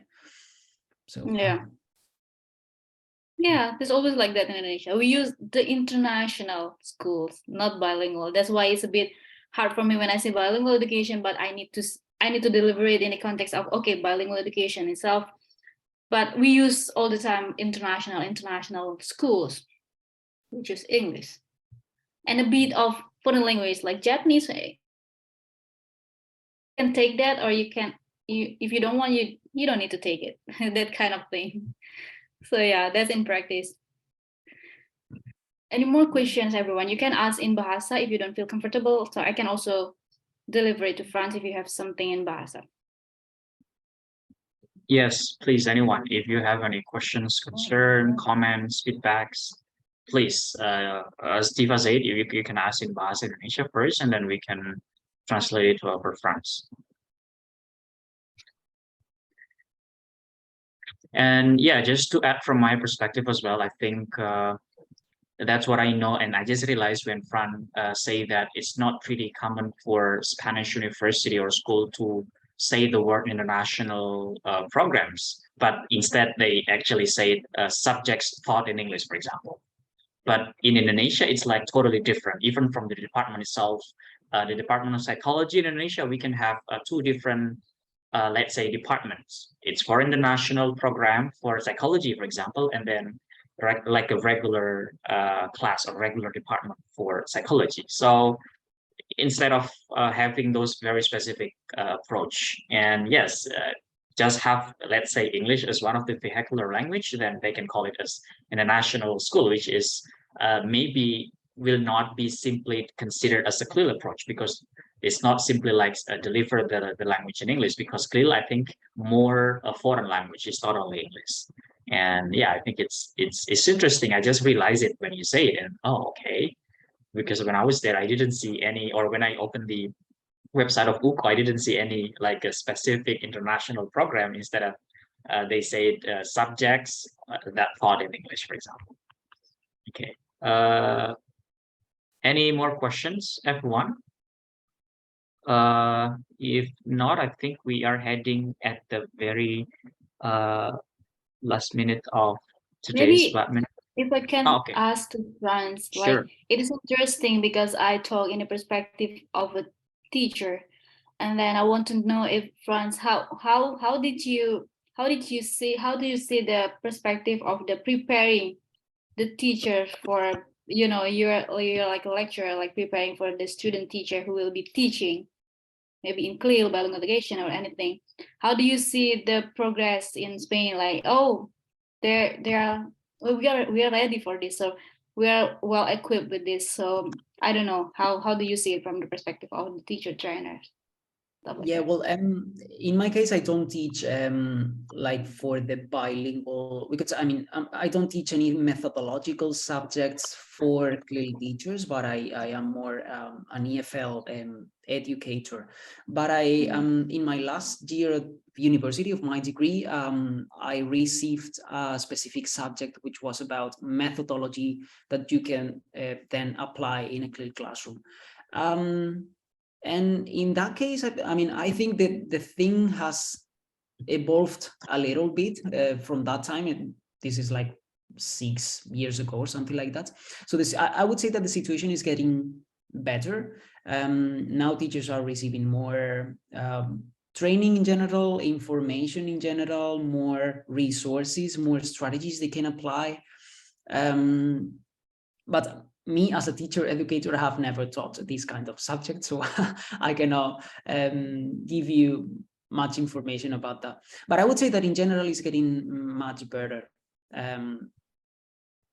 If we talk about initial teacher education, if we then talk about teachers who are already teaching at schools, like their continuous learning, or however you want to call it, I'm not sure if the situation is getting any better in the last years.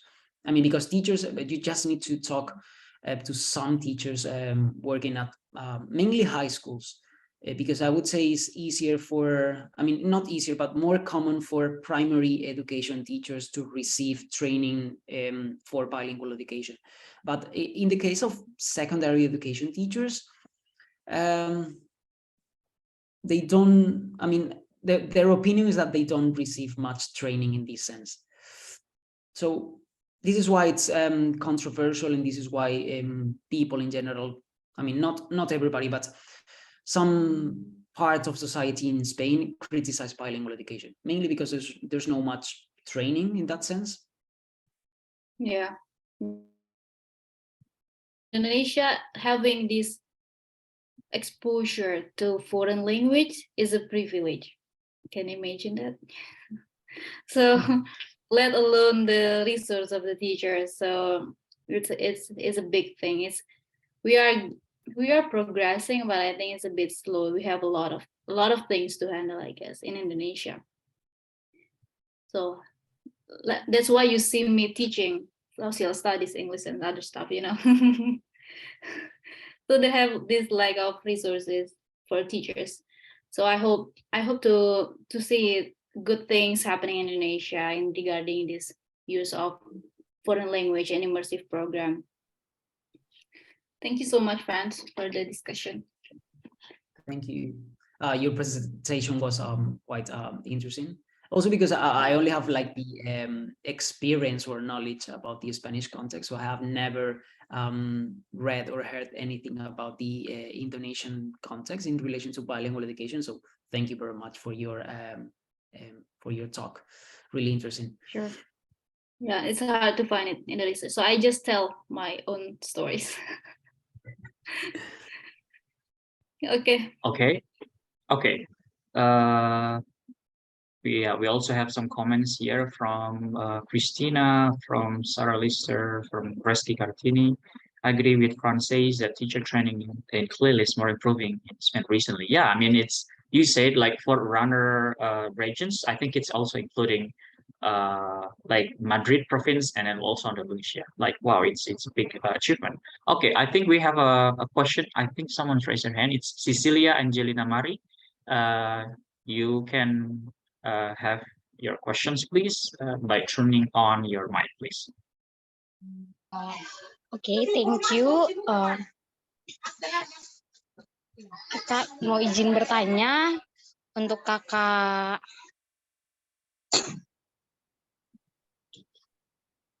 Utami. Yes, Okay. How to ask basic cognitive to support learning?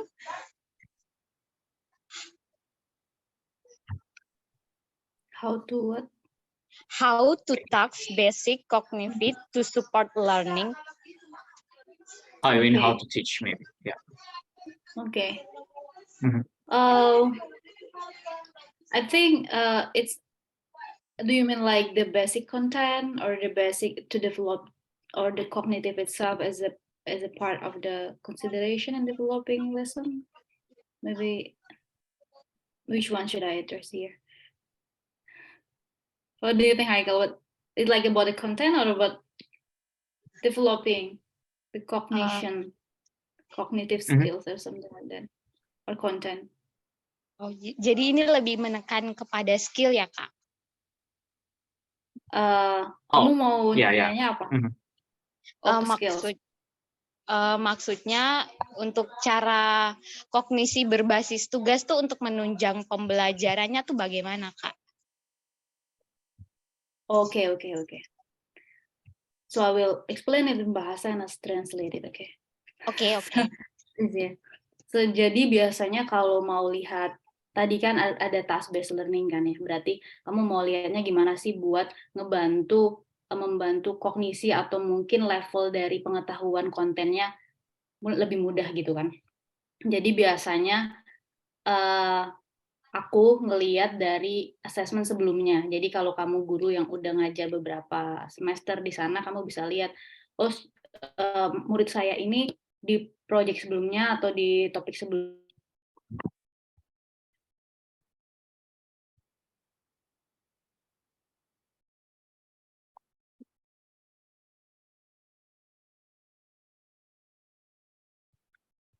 konten skills-nya atau mengembangkan bahasanya gitu. Dan itu bisa, kalau misalkan ini basic ya, jadi jangan langsung kompleks ke kolaborasi. Jadi ke individual dulu, dia perlu apa secara individual. Biasanya gitu sih kalau aku. Jadi bisa pakai beberapa penilaian yang basisnya itu topikal. Misalkan ada topik-topik tertentu, aku nggak tahu kamu ngajar apa, atau di science misalkan ada topik tertentu yang dia sulit banget. Nah, jangan langsung ke kompleks stuff, address dulu hal-hal yang sederhana gitu di konten itu. Okay, so I was explaining that when you want to develop or you want to help students to develop their content skills, I asked her not to go further in the collaboration or complex tasks, rather than going to the very specific or small things, and it's supposed to be based on students' previous assessment or performance. So we address the skills and the content skill itself based on her or his need. And it can be done in the individual basis, because doing it in the big group or in collaboration will not help the students to develop the content skills. So it needs to be done in the individual level with a very specific or small task. So that's how we can address the things that our students need to address according to the content skills. And of course, it can be incorporated for the language skills and things related to the whole theme that you are teaching in your class. So that's basically what I deliver to our audience. Okay, thank you. More question, please. You can turn on your mic and your camera as well, so we can have a live interaction, please. Thank you, Cecilia, for the question. Okay, Thank two you, Kak. participants. Okay, from Dedi Junaidi, please. Thanks to the occasion. It's very interesting seminar. By the way, actually, I have previous method that is contextual teaching and learning. So it's very interesting to compare between CLIL and CLIL. So is there is a relationship? This is the question for Francisco. Thank you. Yeah, thank you very much. Could you repeat the question, because I didn't get it? Okay. Previously, I got the material CLIL, contextual teaching and learning. Sorry, I think you're, I don't know if I'm listening it wrong. Or could anybody help me, because I didn't got all the words. Maybe my connection is not getting Okay. Previously, I got the material CLIL, contextual teaching and learning. So can we compare between CLIL and CLIL? If there's relationship, please give the explanation. Thank you. It's a CLIL. CLIL. Yeah. Contextual teaching and learning. Yeah. Well, I don't have much experience with CLIL, so I don't think I can give you much information about that. So maybe Tifa, did you have experience with that? Or Okay, contextual teaching and learning, if I may know, is what level of education are you teaching, Mr. Dedi? Yes, because actually, I'm interested in blending the materials and language brought into the class. It is why CLIL and contextual teaching and learning also give the student experience how to blend read the material related to the context, situational context, political, and the other. So, Okay. okay, actually, the question is there a relationship between CLIL and Okay. Mm-mm. I think if I may see the umbrella here is because I use the term contextual. I don't really use the term contextual, but when I develop the lesson itself, I always consider the context of this what you mean. Maybe you can interrupt me later if that's not the term that you are meant to. So the contextual approach itself is one of the process that we use, maybe as teacher, maybe also a teacher, we use to connect the learning materials, learning objectives, and the language target that you want to deliver. I think here it is very possible for me to, for my opinion, it's very possible to combine the contextual learning and the CLIL itself, because CLIL is more on the scaffolding using the additional language, and a contextual is more giving you the setting, the context. And of course, like I said before, even when I give the assessment, developing the assessment, I can combine genre-based and the task-based and project-based in during one period of teaching. And it is a fluid process in which you don't need to differentiate that you only want to use this CLIL in one single approach. That I think is very possible to use the approach that you think more comfortable and more suitable to achieve your learning goals itself. So it's I don't see any segregation or any something like, oh, it's different, like two different boxes here. No, but it's more like, okay, I can combine it in my CLIL approach, or you can see like, oh, my contextual, I will use the one of the CLIL essential. It's not, maybe not everything from CLIL, but I can still say it or see it as a CLIL because I put like one scaffolding using additional language. So you can also say there is a CLIL inside my contextual learning, or you can say like there is a contextual approach in my CLIL. So you can see which one is bigger here, the process that you doing in developing your learning or your classroom plan. That's in my opinion. Okay, What thank do you. you think then? Okay, Yeah. thank you so much for the explanation. Mr. Francisco, can you give me the material presentation delivering to the WA group maybe? Because it's Oh, very sure. Yeah, it will be my job to distribute the slide. Don't worry, Mr. Dedi. Thank you so much. Sure. Okay. Do we have more question here? Okay.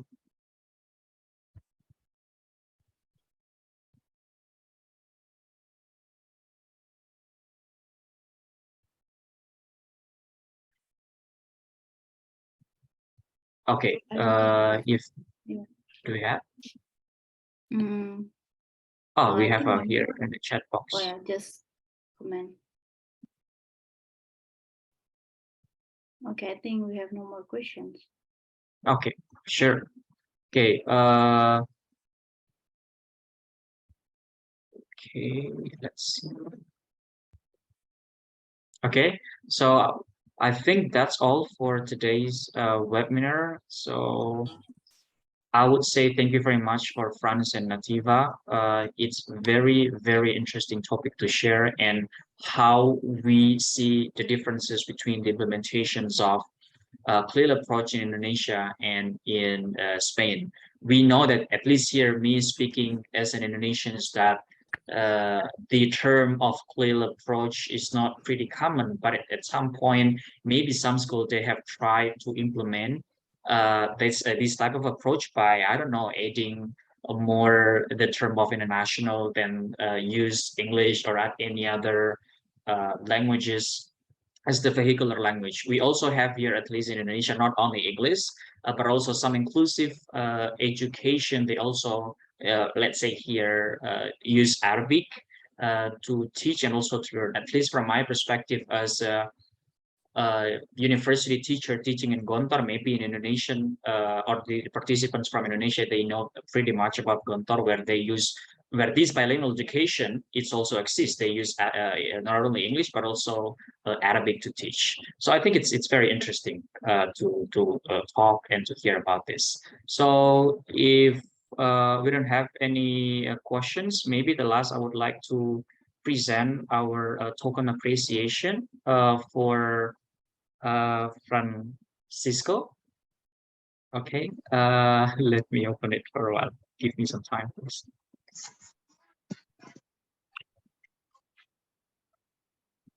Okay.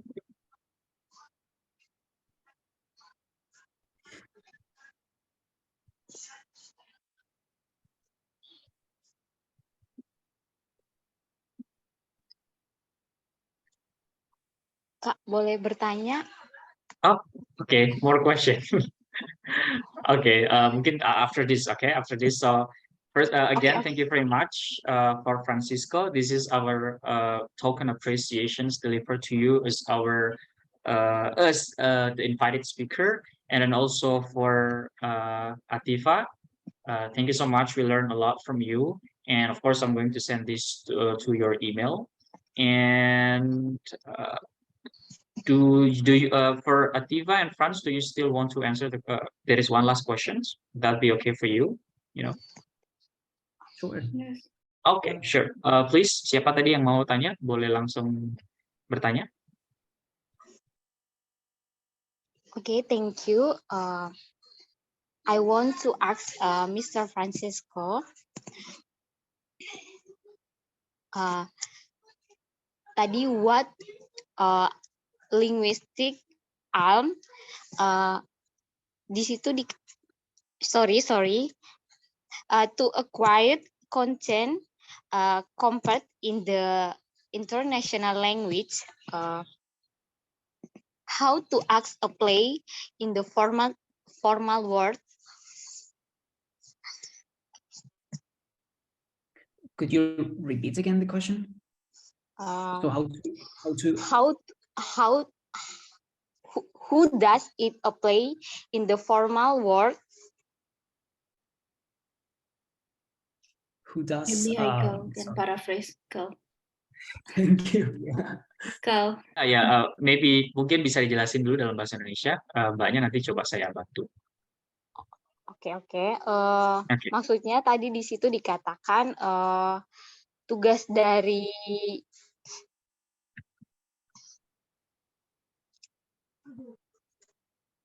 tujuan dari linguistik itu untuk perintah dalam bahasa introduksional gitu. Jadi maksudnya itu bagaimana sih penerapannya di dunia formal gitu. Oh, okay. Sorry, I don't really get the question, but you also get the question. Saya belum terlalu paham maksudnya. Maksudnya penggunaan atau penerapan bahasanya di dalam konteksnya di CLIL dunia di penerapan konteksnya tuh di dunia formal gitu. Di konteks formal, bukan di kehidupan sehari-hari gitu maksudnya ya? Di dunia formal kayak dunia pekerjaan, dunia perkuliahan gitu, Kak. Oh. Coba gimana, Kal? Okay, you can answer first, Tifa mungkin. Jadi language aims-nya kalau di formal, di work related gitu ya? Iya, gitu. So the questions, Francis, how when we use CLIL, how do we see this connected to future use in the academic, in the work related field? How do we see it? How do we see it like, oh, I'm gonna teach this, how my student will benefit for their future work or academic field or something like that? Okay, I will answer in bahasa first. Jadi kalau saya sendiri ngelihat, oke, saya akan ngajar social studies nih misalkan. Terus nanti ada language, ada kotak ini kayak, oh, murid saya harus bisa pakai kata-kata ini nih di kehidupan sehari-hari, atau Atau kamu juga bisa advance, misalkan ada vocab-vocab tertentu yang lebih advance atau lebih tinggi gitu levelnya yang bisa dipakai nanti di dunia kerja. Pasti banyak kan, dan karena social studies itu sesuatu yang relevan, bisa dipelajari oleh siapa aja dan bisa dilihat gitu di sekitar kita. English pun juga gitu. Jadi kalau waktu ngajar English, misalkan kita ngambil materinya dari berita atau dari apa, dan di sana kan pasti kita menemukan banyak kosakata yang sulit gitu, dan nanti pasti sangat dibutuhkan di dunia kerja. Misalkan kamu mau jadi akuntan, mungkin nanti kamu juga bisa lihat muridnya mau cita-citanya apa sih, jadi bisa dilihat nanti mungkin pakai kata-kata atau pakai case-case dari berita atau dari beberapa procedural text yang bisa dipakai pasti dari sana gitu. Dan menurut saya itu sangat relevan dan pasti kepake di masa depannya si murid kita gitu. Walaupun dia mau jadi anak teknik gitu kan, di science class itu pasti akan develop terus, pasti akan berkembang terus sih kosakata yang dipakai. Karena ini kayak chain gitu loh, kayak beruntun, nanti ngerti tentang sodium monochloride, nanti di SMA belajar juga tentang persamaan reaksi, pasti akan ketemu lagi kata-kata itu dan pasti akan kepake. Kayaknya itu sih yang saya lihat ketika ngajar pakai foreign language. Okay, that's my answer. It will be long if I explain it. So maybe Franz can deliver your answer, Franz. Yeah, sure. So I would say that for the main benefits for students when we think of professional prospects or maybe like in the future life. So remember the main or at least in Spain, as we understand it, the main objective of a CLIL or any type of bilingual education is just improving the communicative competence of students. So the first benefit is obviously that students are going to become more able to communicate with other people in the foreign language. If we consider that, obviously the possibilities of not only traveling, but moving to other countries to look for a job or a work in general, their possibilities increase. So as for the employability, they would have more opportunities, and also some companies and businesses they actually, at least in the Spanish context, they prefer to hire people who have studied in a bilingual program instead of people who have not studied in a bilingual program, because they are like generally they assume they are more competent in English, French, or whatever the language.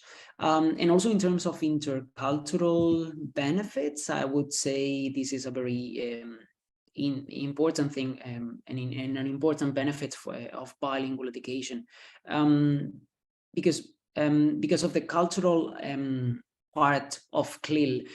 Students are always in touch with different cultural perspectives, not only because of the language they are using to learn content, but because they get in contact with people from other countries. So in this sense, they also have some intercultural gains. And yeah, so basically I would say like the mobility benefits, the intercultural benefits, the linguistic benefits, obviously, and like the sum of all of this would be the employability benefits. That would be, that's what I would say, yeah. Okay. Okay. Okay, lo mau translate Kal? No need.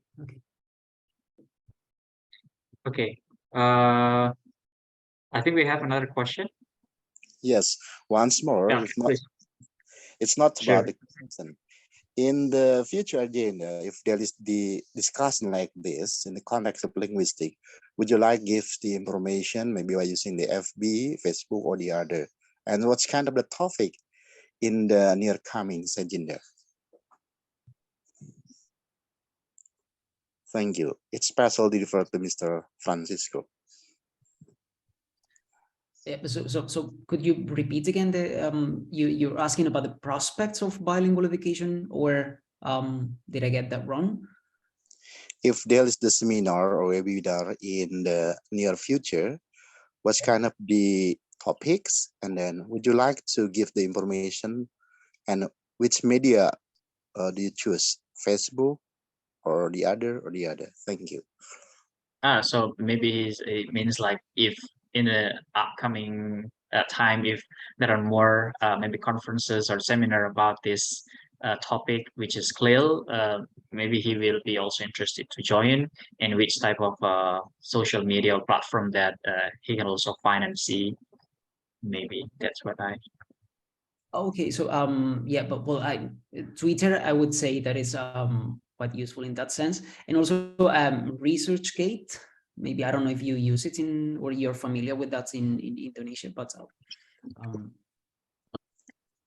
Indonesians is familiar with Facebook, not Twitter, actually. Facebook is also Okay. Okay. It's the all social media that is Facebook. Okay, the all one. Thank you. Okay. Oh, Okay. thanks. Okay. Sure. So before we close today's international webinar, I think it would be better if we can have some memories by having picture, like you know, a picture together. So everyone, that would be better, and I would really appreciate if you can turn on your camera, and we can also have some snapshot for this, and we will close this or we will end this today's seminar. Okay. Okay, let's count from 1. Tiva, are you ready? Okay, let's count from 1 to. Okay, 1, 2, 3. Okay, one more. 1, 2, 3. Okay. All right. So thank you again for everyone for participating in this international webinar.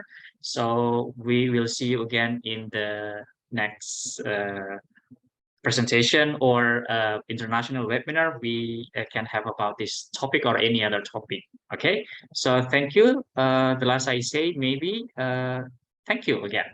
So everyone, let's Thank you, thank you, Frank. okay, Thank you. Diva. Okay, we will see each other again and speak soon. Bye bye, everyone. Bye. Bye, Kak.